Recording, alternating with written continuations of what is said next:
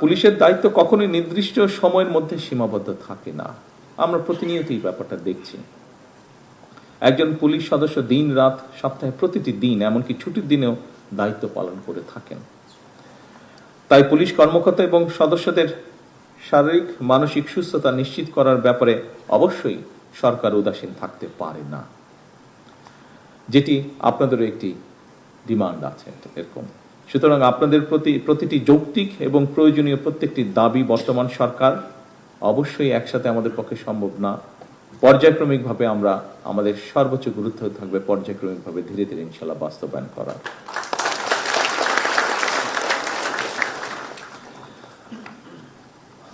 সকল উপস্থিতিবৃন্দ, অফিসারবৃন্দ, দেশের জনগণ সরকারকে কিভাবে দেখে বা মূল্যায়ন করে এর অনেকটাই কিন্তু নির্ভর করে আপনাদের আচরণের উপরে, বিশেষ করে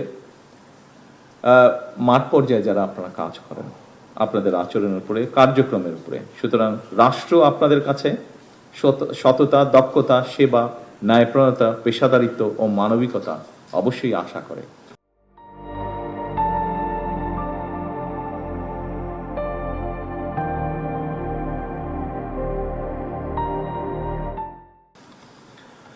যথাসম্ভব এসব গুণগুলো অর্জন করতে পারলেই আপনারা নিজেরাই যে স্লোগান আজকে তৈরি করেছেন আজ এইবারকার পুলিশ সপ্তাহে, আমার পুলিশ আমার দেশ সবার আগে বাংলাদেশ, আমি মনে করি তাহলেই ধীরে ধীরে পর্যায়ক্রমিকভাবে এই স্লোগানটি সার্থক এবং সফল হবে।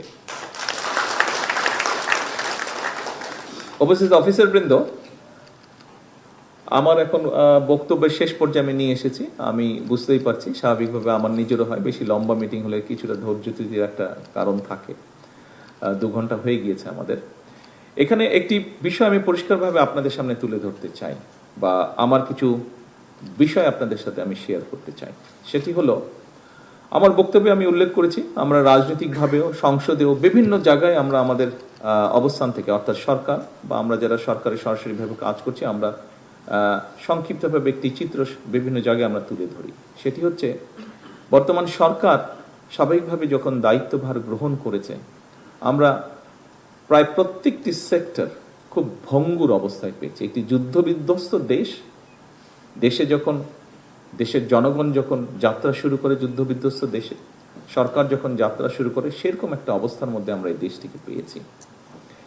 স্বাভাবিকভাবেই বর্তমানে দায়িত্ব থাকার কারণে আপনাদের সাথে যেরকম সরাসরি কথা বলার সুযোগ হচ্ছে, আপনাদের বিষয়গুলো জানার সুযোগ হচ্ছে, স্বাভাবিকভাবে আপনি আর্মির কথা বলেন, নেভির কথা বলেন, এয়ারফোর্সের কথা বলেন, অন্য প্রতিষ্ঠানের কথা বলেন, সেগুলোর ব্যাপারেও সরাসরিভাবে জানার সুযোগ হচ্ছে বা বিষয়গুলো দেখার সুযোগ হচ্ছে। একইভাবে স্বাস্থ্যের কথা বলেন, একইভাবে শিক্ষার কথা বলেন।